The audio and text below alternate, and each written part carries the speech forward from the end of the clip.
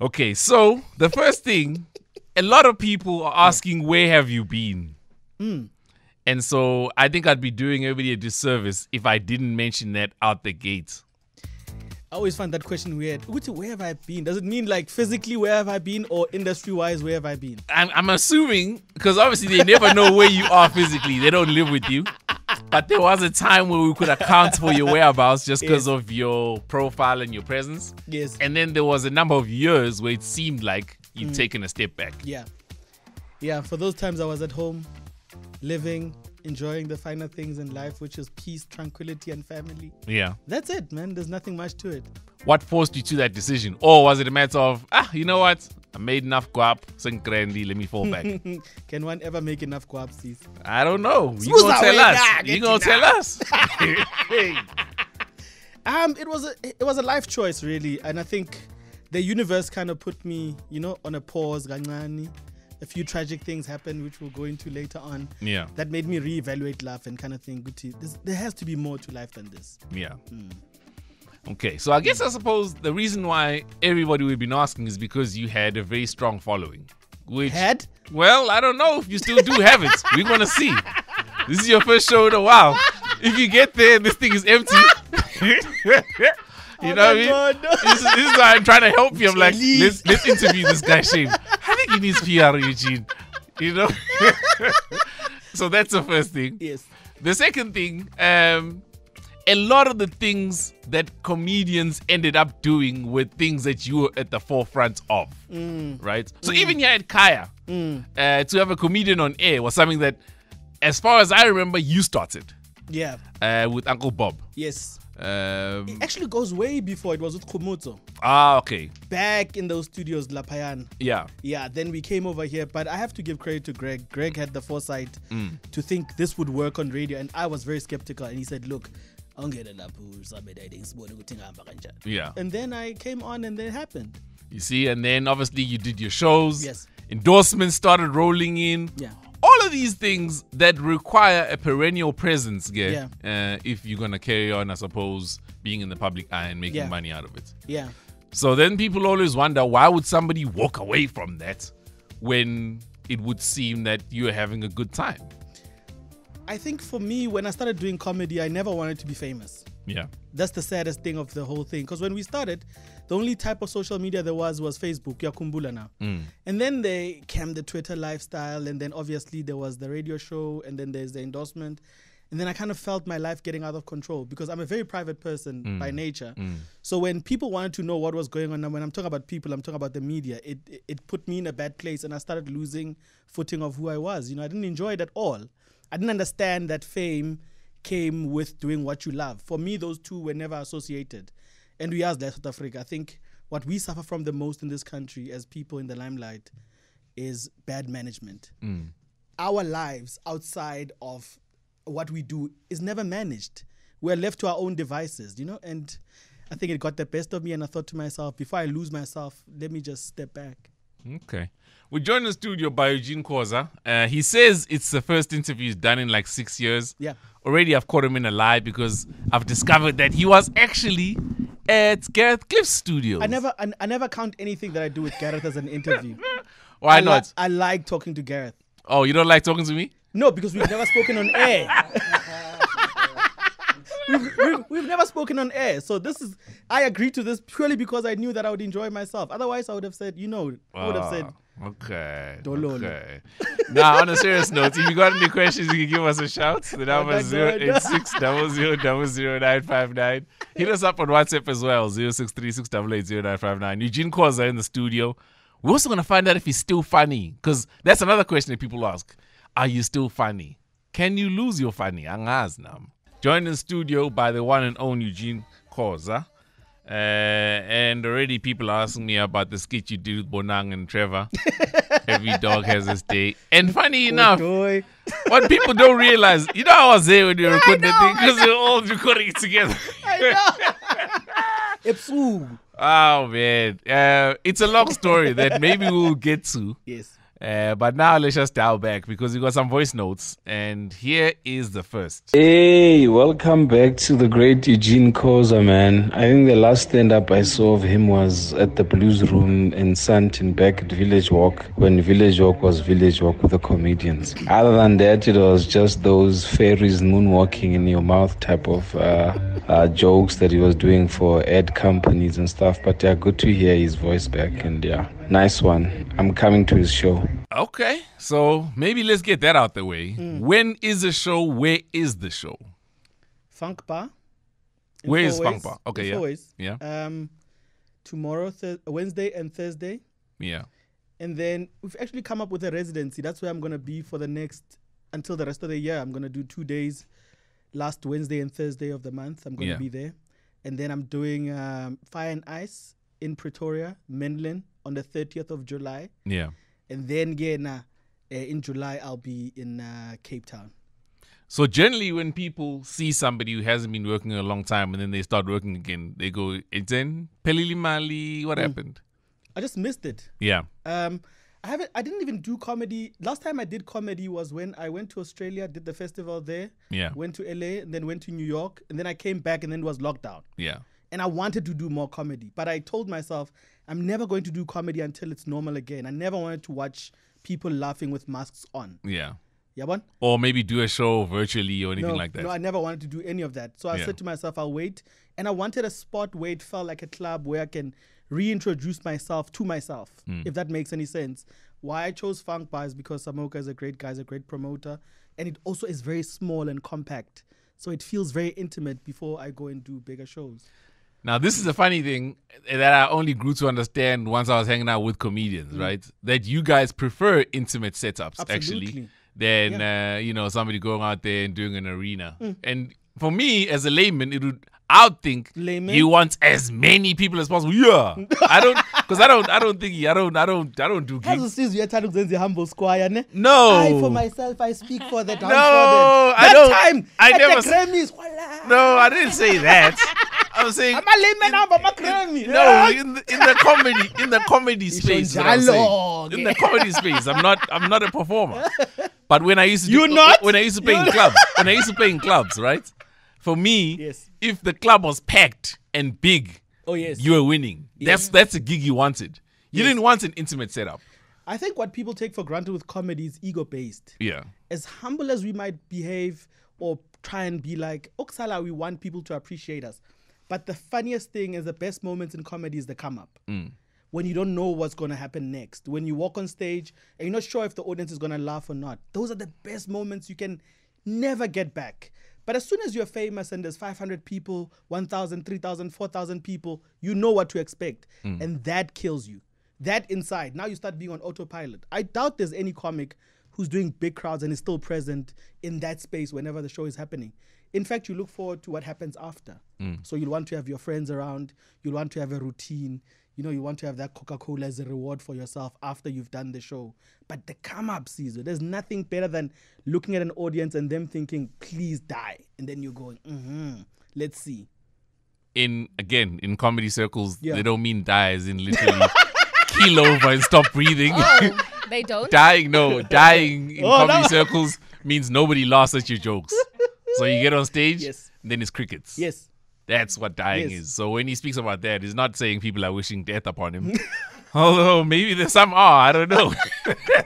But we're going to find out how he would react if people did wish death upon him.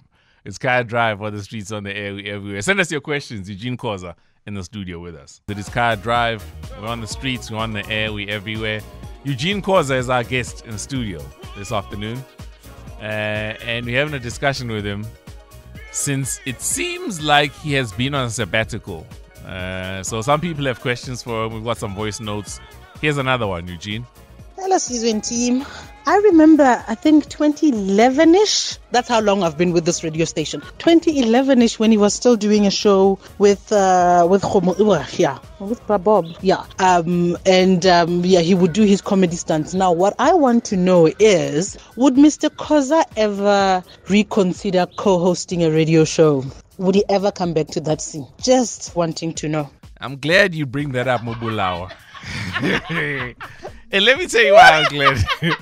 Because Eugene and I have this discussion all the time. Yeah. And he's even tweeted, he says, traditional media and radio is dead. I said it's dying. Oh, he said it's dying. Yeah, Okay, it's and dying. then you said... Even the fax machines are still operating. They're dying. Yeah. Internet record. Okay, no, dying is fine because that Yes. buys you leeway. Yeah. Yeah. contract. We're all busy dying. You know what I mean? Every second I live Yes. is a second I die. Yes. So that one I'll give you. Yes, But have you heard of the phrase striking while the iron is hot? absolutely. Do you believe in that phrase or not? I think it depends. Yeah. I think career-wise, there are things that you can do because you're still hot to do them. Yeah. And I think most of the time, that's the short-term version of how you'd look at your life. Yeah. But long-term is how you feel inside and the people that you have around you. Yeah. So I believe in waiting for the perfect moment emotionally because I know myself. I know when things get too much for me, I don't feel like participating. So I look at those two things and I go, if it makes financial sense or it makes emotional sense, then I'll choose the emotions because I know that in the long term, I'll always be able to make some money if I'm fully aware of my surroundings and I'm still, alive.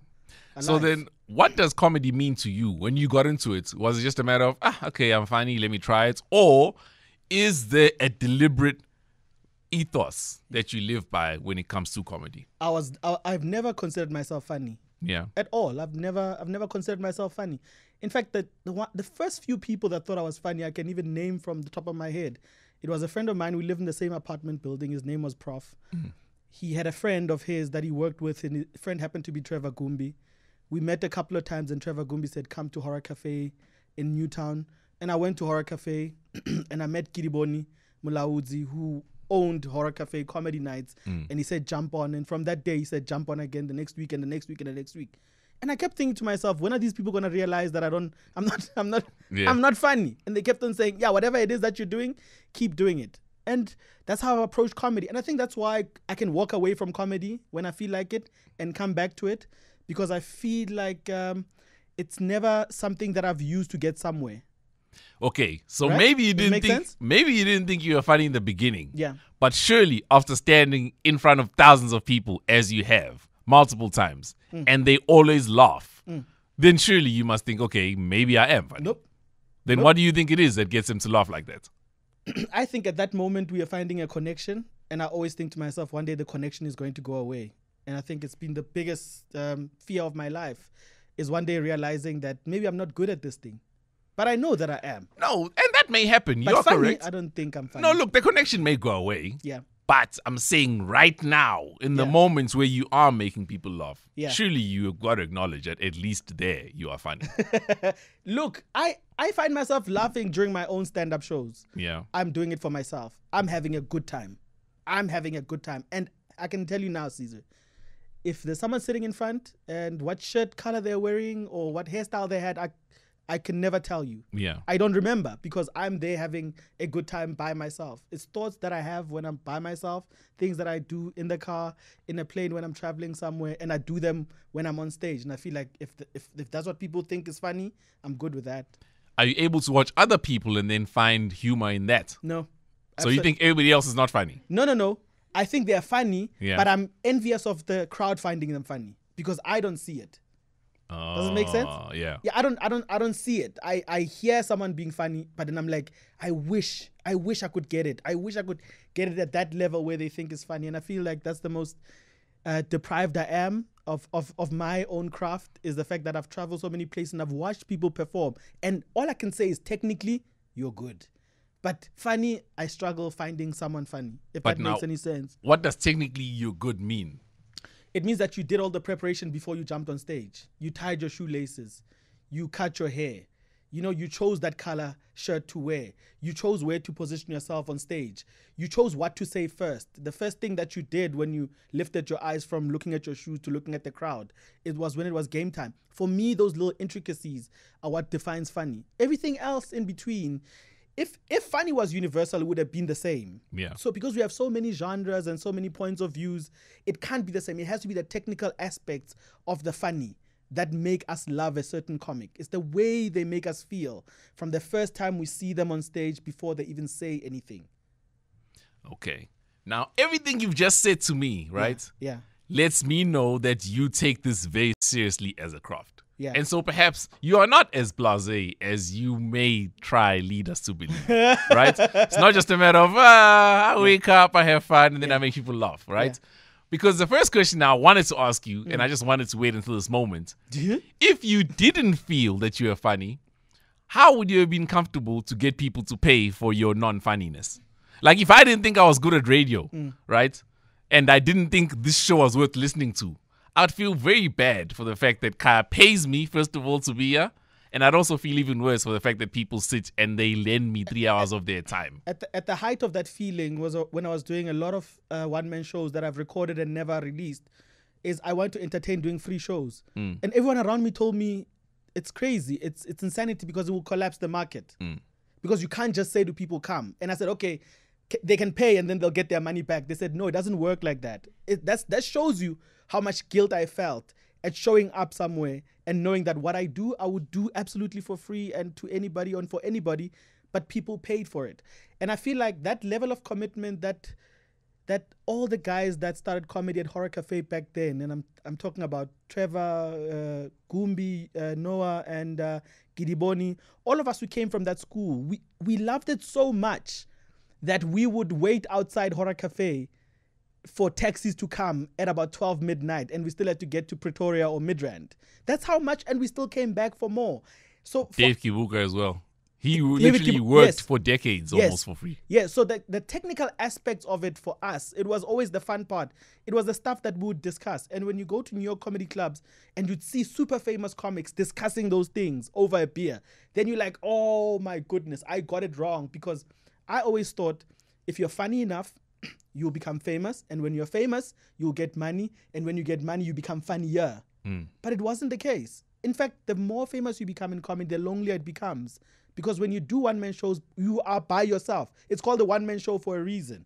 But then when you think of the times at Horror Cafe and you think of the times in Santini, like we were together at camaraderie, hearing another guy go before you, and then you think, oh, I could have done that better. Then you give them a tip, and then they give you a tip, and then they go. You've been through our conversations, and you listen to us going on and on about how it could have done. That is not funny. That's technical. There's no jokes about it. It's all technical. So we are all just attracted to the technicality of the trade. Joined in studio by Eugene Khoza. He's going to be with us for at least the next hour of the show. If you got any questions, please give us a shout, 086-000959. It is Car Drive on the streets, on the air, busy serenading the one and only Eugene Khoza in the studio. I think I got him.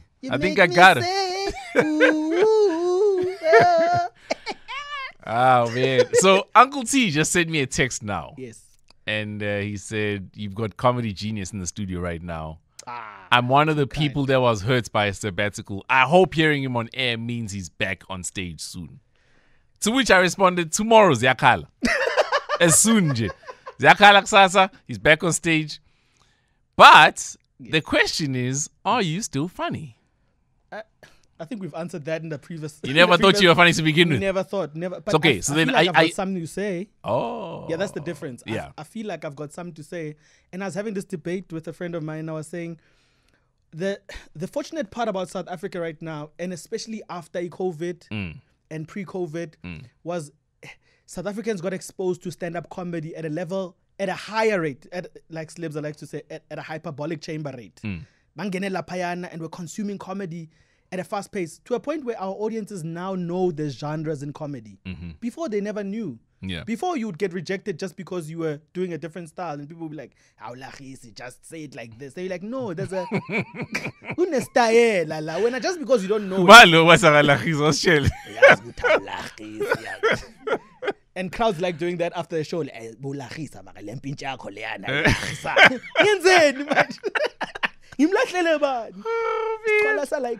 Yeah.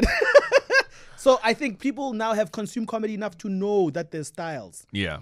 And what COVID forced us to do was face ourselves. So now you find stand-ups that are the conversations that we have with you guys, friends of ours outside of stage. Yeah. Now we're having them on stage now. Yeah. We're no longer shy to be contemplative in front of our audiences. Yeah. But before, we would come measured. Then left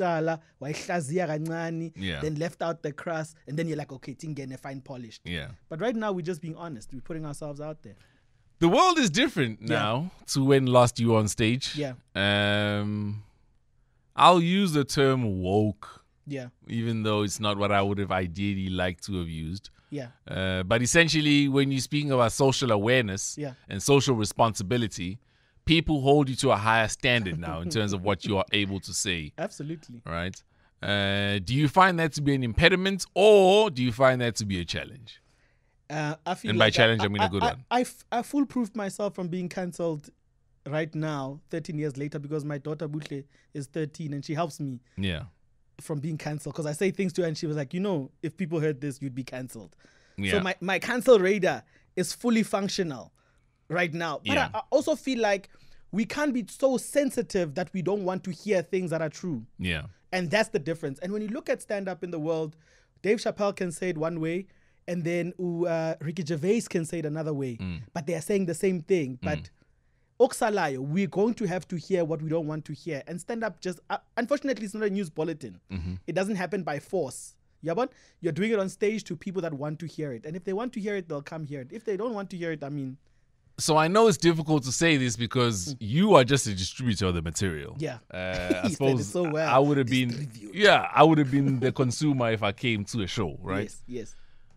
According to your view, what do people come to comedy shows for? Because some people are saying, I come to laugh. So as you correctly point out, I want my money back and put up. I'm not here to contemplate and pontificate with you. If I want to do that, if I want to do that, I'll go speak to a scholar. Yeah, I'll go to speak to a scholar. That's it. You're not going to tell me anything you don't know anyway. So when you think about it, what do you think people come to shows for? People come to shows for validation. Stand-up shows are no different from when people go to a medium. You go there because you want to hear what your future will sound like. You go there because you want to hear if you'll be happier with the choices that you've made. Stand-up is a choice that you make days before the comic even knows what they're going to wear on the day. You pay money in advance. You ask someone to come with you. You get dressed. You get in a car. You show up. You find a table. You sit. You get a drink. That commitment is on a highest level. It has nothing to do with me being funny. It has everything to do with you being open to new ideas. That's your commitment. Mina mangfika lapayana, all I have to do is make sure ukuthi nami I technically ticked all the right boxes. I went and got a haircut, put beard oil. I arrived on time. My shoes are tied. And I have something to tell you. Okay. Look, if you agree with that, you can give us a shout. But if you disagree, like, hey, you can give us a shout as well. The number is 086. Yeah, 000959. Matt.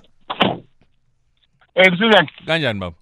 Hey, nesikhawathile khona ukuthi kakhuluma in the background ne. Yini ubakhawathile? Nesikhawathile nina. Interview yakho no Eugene bengazwakala khona umuntu okhulumayo in the background. But you can hear us now. So now? Yeah, now I can hear you. Don't worry.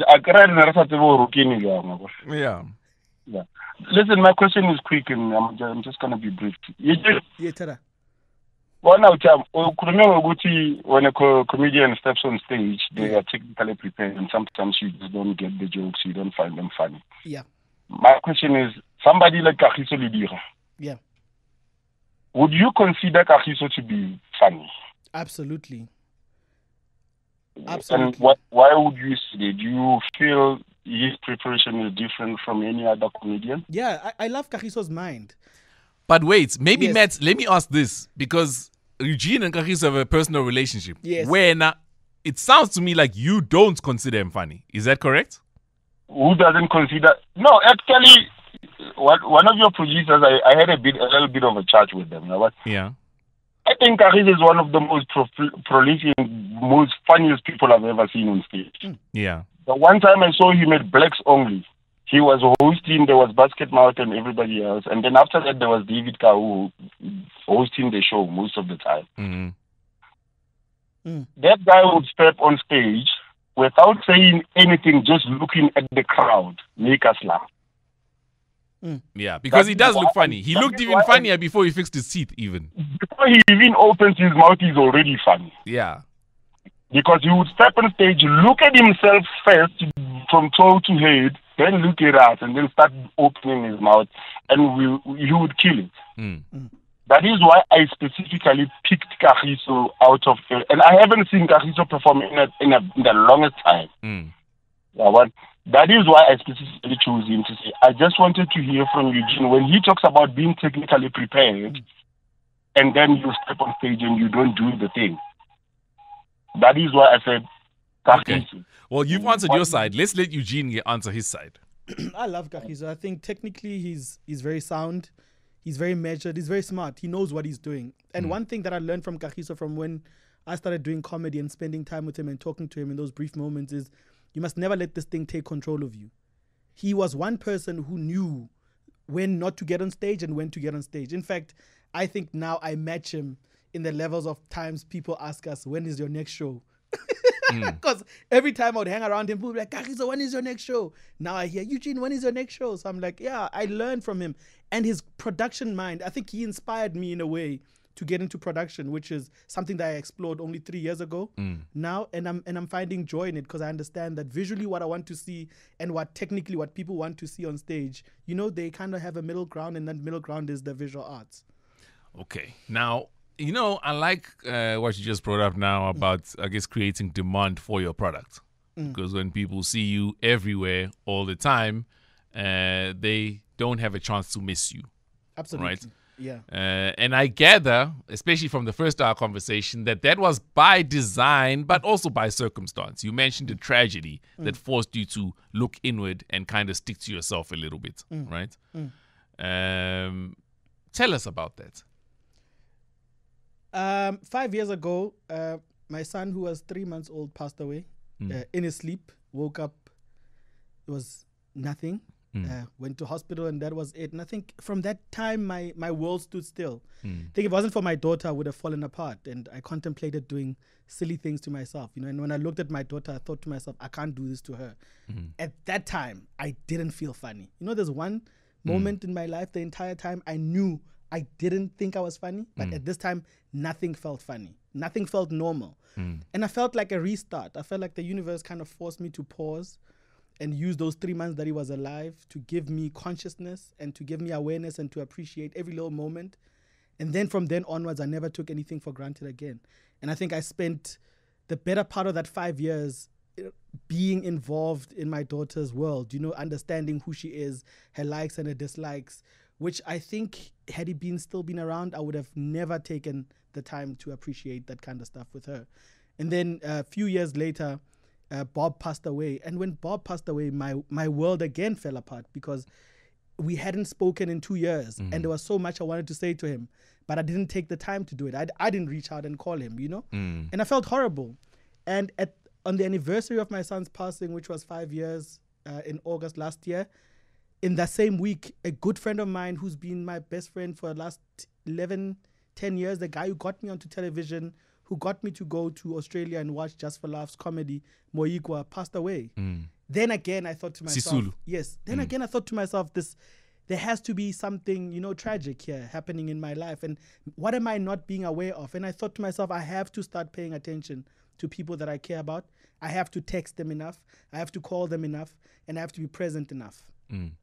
That presence is where comics usually draw the inspiration to at least observe initially what may then turn out to be funny once they relate it later. Yeah. How present are you in just everyday life? I'm 100% there now. I don't take anything personally anymore.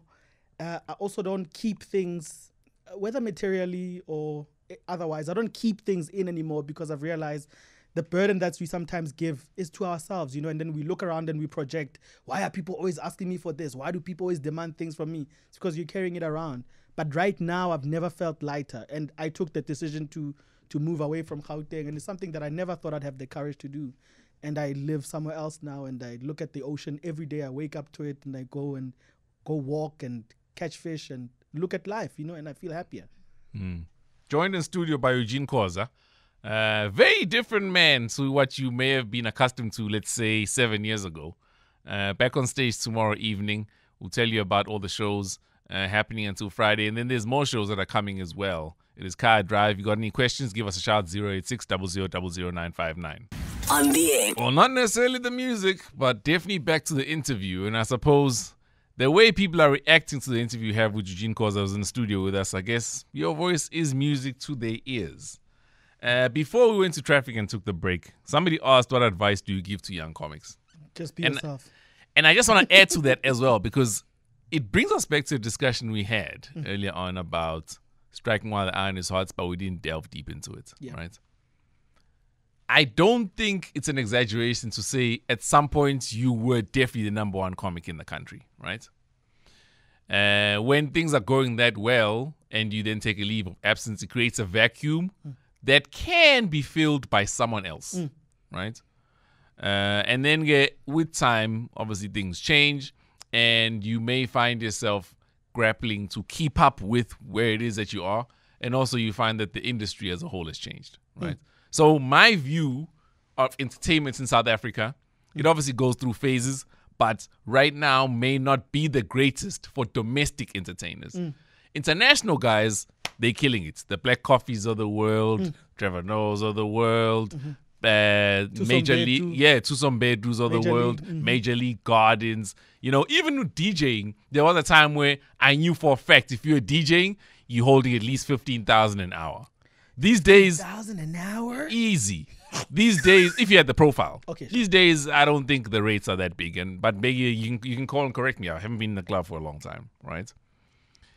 If somebody were to say, you walked away from the game at the peak of your career and during its heyday where literally they were throwing money at entertainers and you're coming back now where things may not be as rosy, what would you say?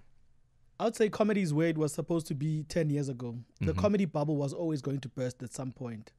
Because so you agree that you guys are making money hand over fist? Absolutely, because you'd go to corporates and you'd be like, Anaz in Funan. You guys say you want a comedian, but actually you want me to tell you where the lamb shank is. So, you guys don't know what you're doing. But so a lot of people came into comedy because it was also easy to copy what Americans were doing and do it in vernac. Because people were not exposed to comedy. They wouldn't know that the joke was translated.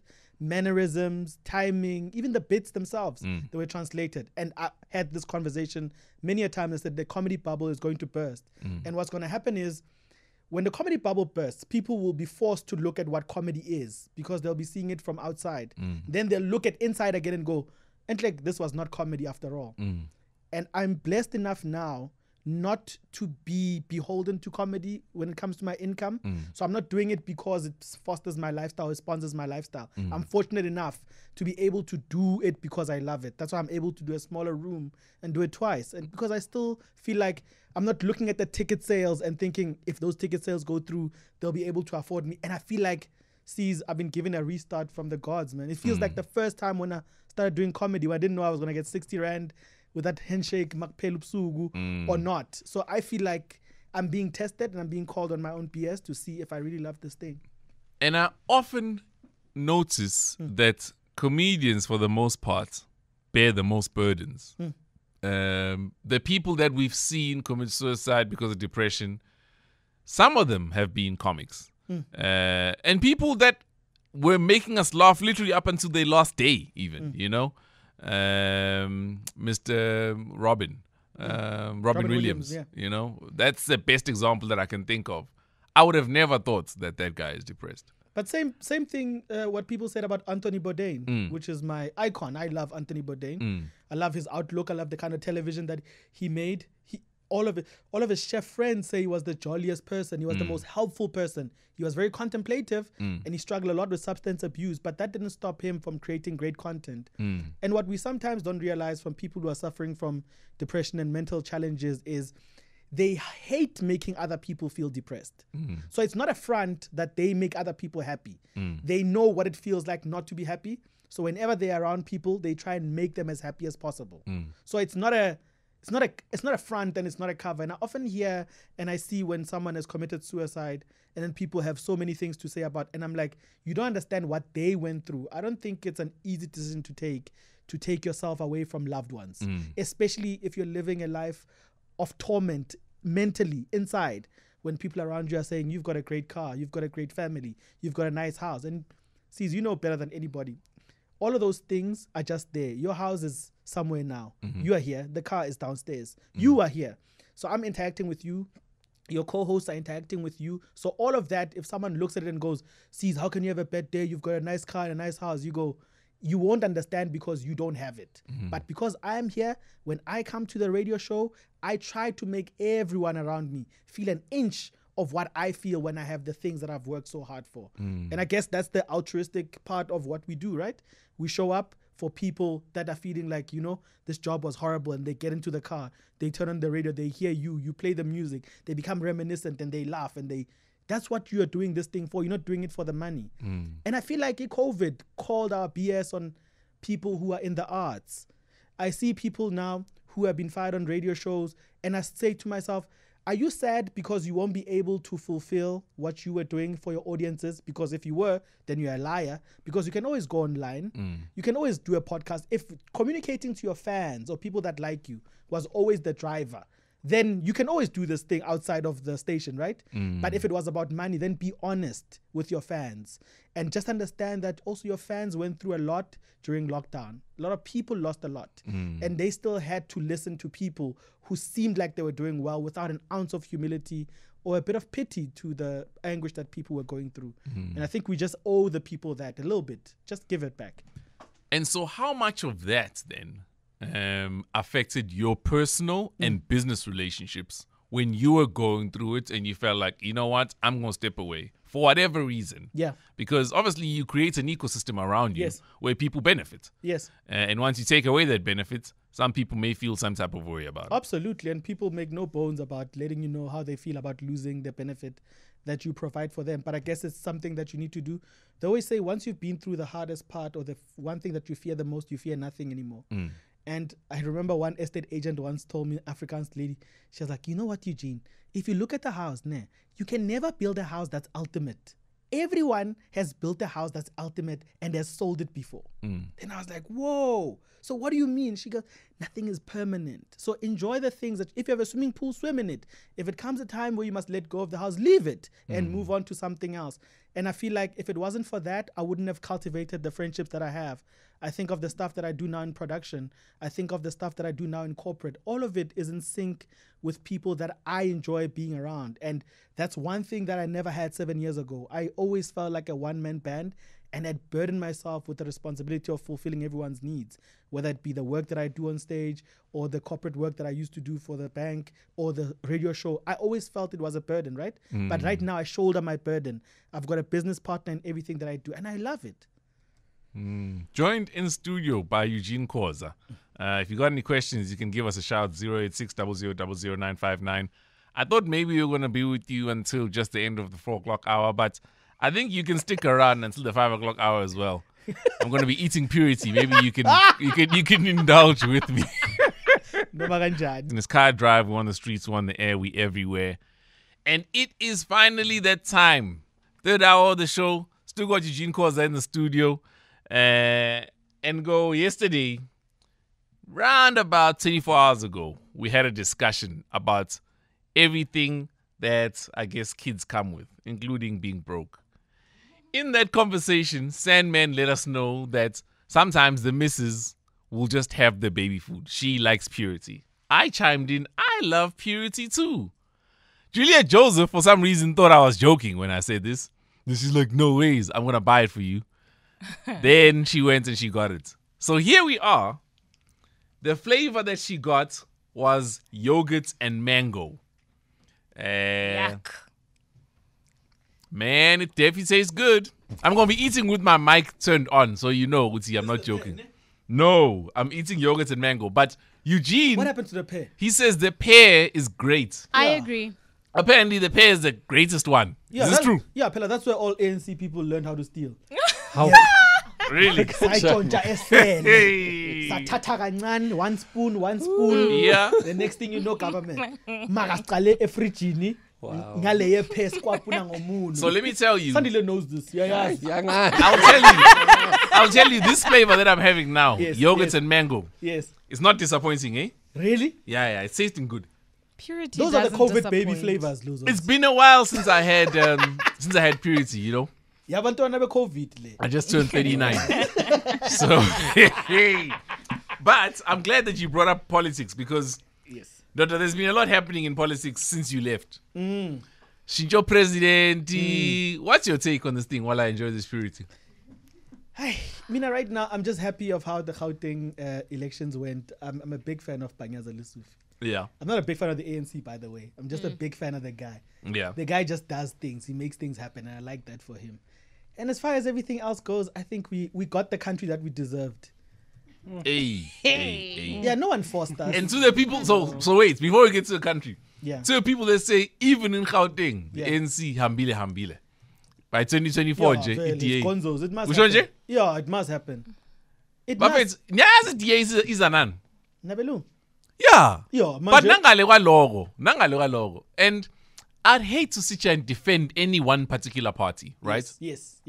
Especially But- while you are eating purity. Anginankinga ke. We must eat. I'm still And- disturbed by the purity. You know? The commitment that he had. I'd hate to sit here and defend any one particular party. Yes. But I'm unapologetic about being pro-black, right? And one thing I can tell you is that it starts off provincially, and then before you know it, nationally, sekuyinkinga. Yes, but And mina, guys, I don't see the DA as a pro-black party. And for that reason alone, I cannot support them governing us nationally. Now, you may argue, Uti, they deliver provincially, yes. and that can be your view. It's fine. Yes. But umusu hamba kanje. When you just don't see John Steiners and telling you what to do. It's not even about telling me what to do. What is it about? I don't believe in that guy. And I First of all. definitely, yeah, I don't believe in that guy, and I definitely don't believe in his party. But again, without me even believing in them, how they have acted towards black members, former and current. Their current mayor right now is getting disrespected. Yeah. Shows me, Uzi, I don't need to be in that party or to Okay, believe yes, in them. senzeni to know ke what's manje, nonsense. senzeni. Uyayibona idocument iphumile. Now you're right again. Imali bayigawulile. And this is why I'm so mad at the ANC, Senzeni. because all the parties omzabalazo benzi nonsense. Yeah, senzeni ngoba makulanjiwe. Yazi inkinga iqalaphi thina when we see someone who we know is not doing work for real. Yeah. Driving a nice car, ayenza ivrupa bese shaya amafle. That's where the endorsement of this corruption starts. Because if they were too scared to show up in front of our neighborhoods, ngale imoto zemali zokuntshontshwa, it would be something. So we can't wait 4 years to punish them. And I Mara hear you. masibabona lapha bathenga amabhodlela shaya amafledi. And I hear you, but again, I don't want to be the person who says corruption happens everywhere, because that in itself is not a defense. We shouldn't tolerate corruption anywhere. You know what I've But always yeah, you man, You know what I- Yeah, but you know what? We're talking to a generation. We're talking to a generation now Yeah. that is exposed to different television than we were exposed to. Where integration for them and their race politics are not going to work for any much longer. Yeah. Tina says shaya manj. And what's funny is now that I've dipped my foot lap on the corporate world, I've realized that most successful people of color are rolling with one white person or two on the side there that they keep for themselves. Uyabona phela. Yeah, manje. Wonke umuntu akabe negupta la.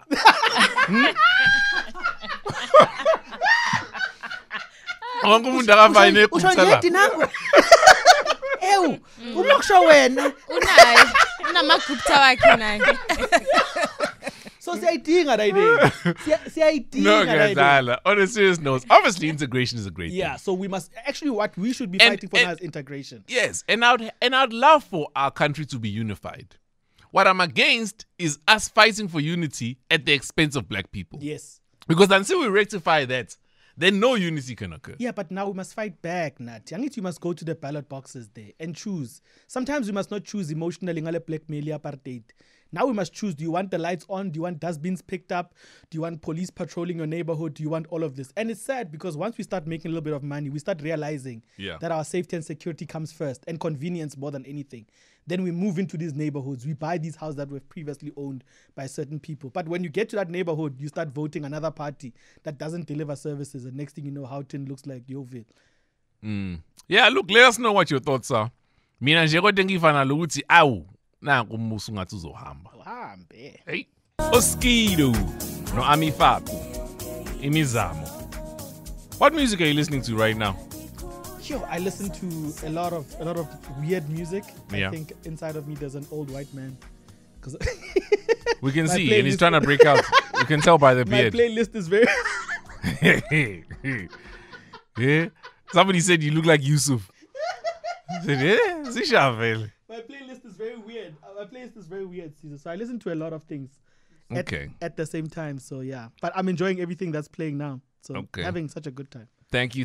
We've got a couple of voice notes. Let's start off with the one about purity. Hi, Kaya Drive team. I don't think purity tastes nice overall. But then again, why wouldn't adults be eating purity? And I do think it's good for babies, though. They seem to enjoy some of the flavors, that is.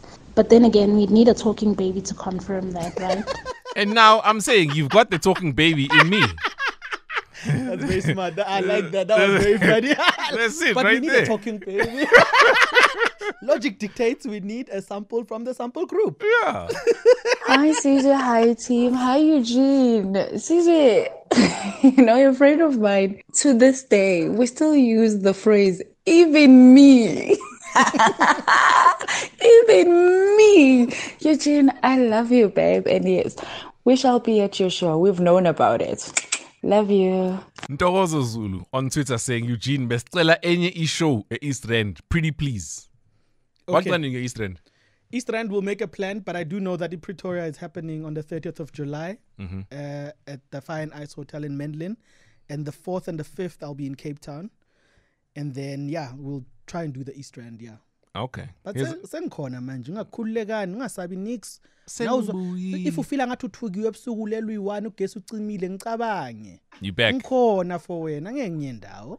Okay. There was a time at Kaya while Brabop was still there. There was a competition that was running Kaya quiz, and then I won it for the whole week. And then on Friday there was a breakfast day. Ausumukhari was the one who used to cater it, and then that's when Eugene was coming in on Fridays. Eugene, when he comes there, I had my chicha nice and Dani and everything. When he comes in, he just saw me say, this guy looks like 50 Cent. And then I was a laughing stock of Kaya FM, and the whole breakfast show, man, I was laughing. Hey man, 50 Cent is here. 50 Cent is here. People coming to see 50 Cent, but it was me, Murobi, Koval. Eugene, Ndwana, we miss you, Fetu. Anytime when you want to make a show, we are available. We will support Ndwana. Don't worry, we are available. This one is Little Napoleon, and that is short. Longer than a pint, this is. Where's a pint? Sharp.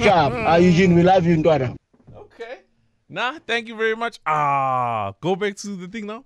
He was going to show me his playlist, and then you're going to wrap up the show. But basically, the music that he's listening to, the OJs, The Prayer, Big in Japan, Alphaville, Listen to Your Heart, Roxette, Toto, Africa, Salif Keita, Madan, Annie Lennox, No More I Love Yous, Barry White, Never Never Gonna Give You, Gonna Give You Up, Radioactive, Kings of Leon, Phil Collins, Celine Dion, No Church in the Wild, Ninjas in Paris. Very, very eclectic taste. But more than anything, and from the last 3 hours, I get the sense you've grown a lot, accepted a lot about yourself through what you've seen in life. Yeah. And so, I mean, if you say you're in a good space, I'm very, very happy for you.